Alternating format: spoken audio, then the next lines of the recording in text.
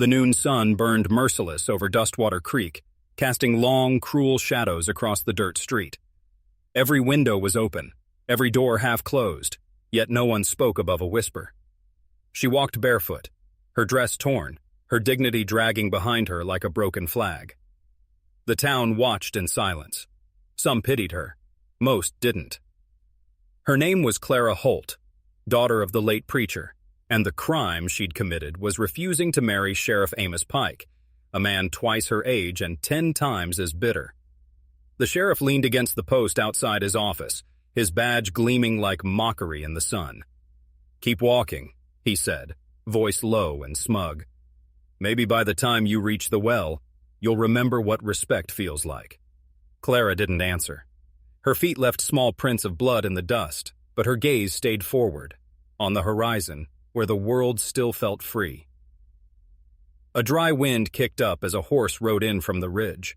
The rider wore dust like armor, his hat low, his coat weathered but clean. The townsfolk turned. The sheriff straightened. The stranger slowed his horse beside Clara, dismounted without a word, and looked around. Silence swelled thick as gunpowder.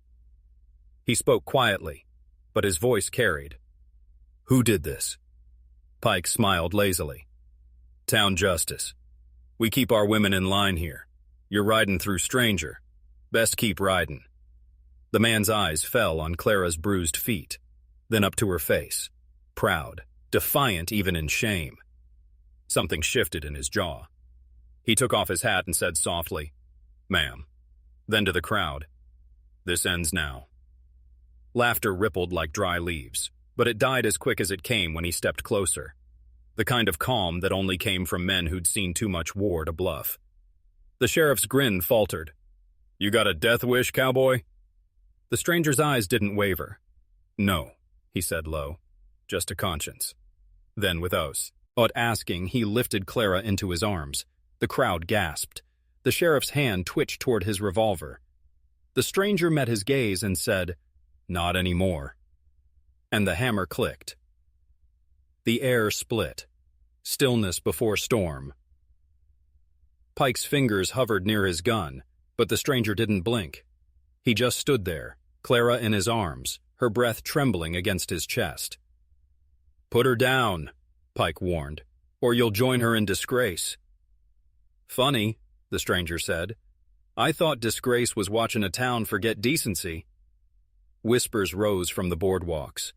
Old Mrs. Tyner, the blacksmith, even the preacher's widow watching from behind lace curtains. None moved. Not one soul stepped forward. Clara finally spoke, her voice hoarse. "Don't. Please. He'll kill you." The stranger met her eyes, blue like fading daylight, and said simply, "He's welcome to try." He turned and began walking toward the livery. Every step was a defiance, every eye a judgment. Behind them, boots scuffed. "Stop him!" Pike barked. But nobody did, not even his own deputies. Inside the stable's dim light, the stranger set Clara gently on a hay bale. "You can rest," he said. "Name's Cade Mercer." Clara studied him, his scarred hands, the faint tremor in his left one, the way he kept his gun holstered but ready. "You shouldn't have interfered," she whispered. "This town belongs to him." Cade glanced toward the open doors. "Then it needs a change in ownership." Outside, hoofbeats approached. Lawmen or worse. Clara grabbed his arm. "He'll bring the whole town down on you. Please, just leave." Cade looked at her bare feet again, blistered, bleeding. Something hardened in his gaze. "I don't walk away from things like this." A deputy's shout broke through. "Cade Mercer! Sheriff says hand over the girl." Cade moved to the shadows, chambering his revolver slow, deliberate. "Guess they've heard, of me," he muttered. Clara's eyes widened. "You're the one they say shot 2 marshals in Abilene?" "Only one," he corrected, and he drew first. Outside, boots crunched gravel. Pike's voice rang out.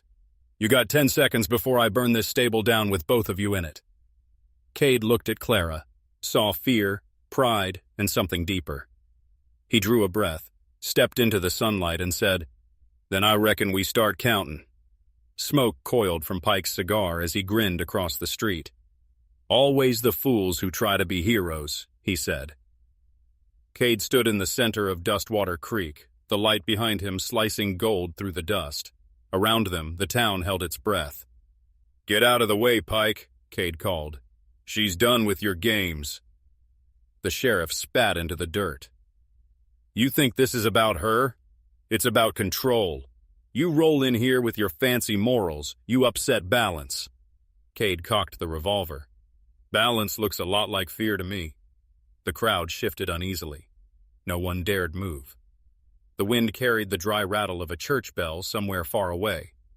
Or maybe it was just Cade's heartbeat in his ears. "Last chance," Pike sneered. Cade's gaze flicked to Clara, watching from the shadows of the stable. "Run if this goes bad," he murmured. She shook her head. "No, not again." The first shot came from Pike's deputy, a nervous twitch. The bullet grazed Cade's sleeve, spinning dust from the post behind him. Cade fired back once. The deputy fell, screaming but alive. Then the street erupted. Wood splintered. Horses screamed. The townsfolk scattered like tumbleweeds in wind. Cade ducked behind a wagon, reloading with steady hands despite the chaos. Pike moved between cover, calling out, "He's an outlaw! You think he's here to save you? He's worse than me!" But the people had seen. They'd seen who raised a hand first. Cade rolled from cover, firing again. One clean shot to disarm Pike. The sheriff's gun spun into the dirt. Cade walked toward him slow, dust rising around every step. "Pick it up," Cade said. Pike's lip curled. "You think this town'll side with you? You're nothing but another gun." "Maybe," Cade said, "but I don't aim at women." He leveled the barrel. A sound broke the moment. Clara's voice, desperate. "Cade, don't!" He froze. Pike's eyes gleamed with wicked opportunity. "She's smarter than you think," he hissed. "She knows killing me makes you the villain." Cade's finger hesitated on the trigger. For one breath, mercy and justice danced in the same silence. Then came the roar of hooves from the ridge, more riders. Dust devils rising. Trouble wasn't done. Night found them hiding among the bluffs west of town. The stars were cruelly bright, the kind that made every secret seem louder. Clara sat near the fire, wrapped in Cade's coat, staring at her torn feet. He crouched nearby, cleaning his gun, but his hands shook more than before. "You had a clean shot," she said softly. "Why didn't you take it?" Cade looked into the flames. "Because I've done enough killing to last 2 lifetimes. Didn't want you seeing that." She smiled bitterly. "You think I haven't seen men destroy things they say they love?" He didn't answer. The fire popped. Wind sighed through the canyon. After a long silence, she spoke again. "I had dreams once, to teach children, to sing in the church choir. Pike took that from me." Cade glanced over. "Then we take it back." She met his eyes. "You talk like the world still listens to good men." "I'm not a good man," Cade said quietly. "But maybe you deserve one to stand up anyway." The words hung there. Simple, real. She reached out, touching the scar along his wrist. "War?" she asked. "Yeah. Lost friends, lost peace, maybe trying to earn a little of it back." She nodded. "You already did." He chuckled low. "Don't tell me that. I might start believing it." Before dawn, Cade saddled his horse. "We can ride east," he said. "There's a town called Clearwater. Honest folk. They'll take you in." Clara shook her head. "If we leave, Pike wins. He'll do this to someone else." Cade frowned. "Then we end it tomorrow." Their eyes locked, hers filled with fire, his with quiet resolve. By sunrise, they rode back toward Dustwater Creek. The town was still, too still. Windows shuttered, doors barred. A new fear had settled overnight. At the far end of the street, Pike stood waiting, bandaged hand gripping a shotgun. Behind him, a dozen men with torches. Cade reined his horse to a stop beside Clara's. "Guess they made their choice," he muttered. Clara straightened in her saddle. So have I. She nudged her horse forward, bare feet still scarred but steady in the stirrups. And the crowd watched again, but this time, not in silence. The standoff cracked the morning stillness. Cade dismounted, gun at his side, and walked until he stood between Clara and the mob. "Nobody needs to die today," he called out. Pike laughed, raw and jagged. "Oh, somebody's dying, Mercer. You humiliated me in my own town."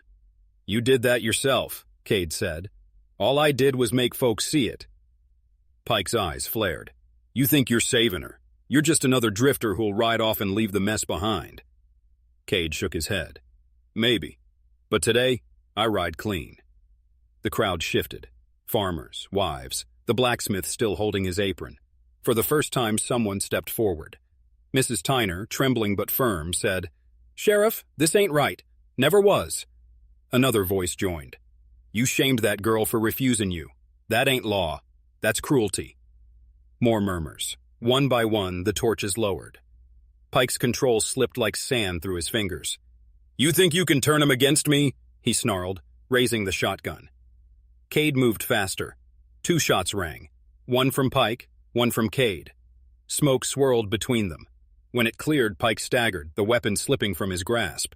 He fell to his knees, eyes wide, more in disbelief than pain.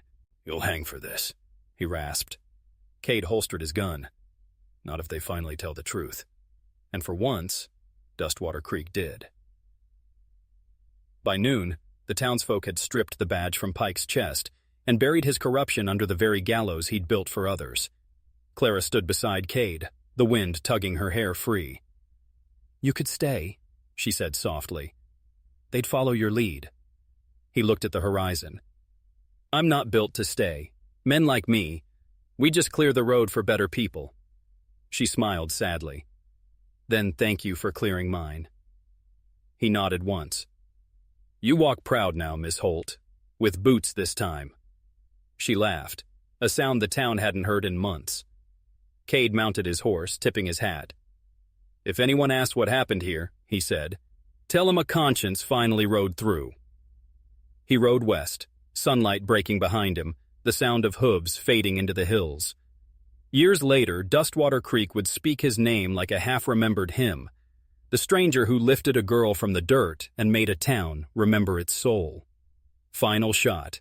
Clara standing at the edge of town, hat in hand, watching the horizon glow gold, her feet firmly planted in the dust that once shamed her. Fade out.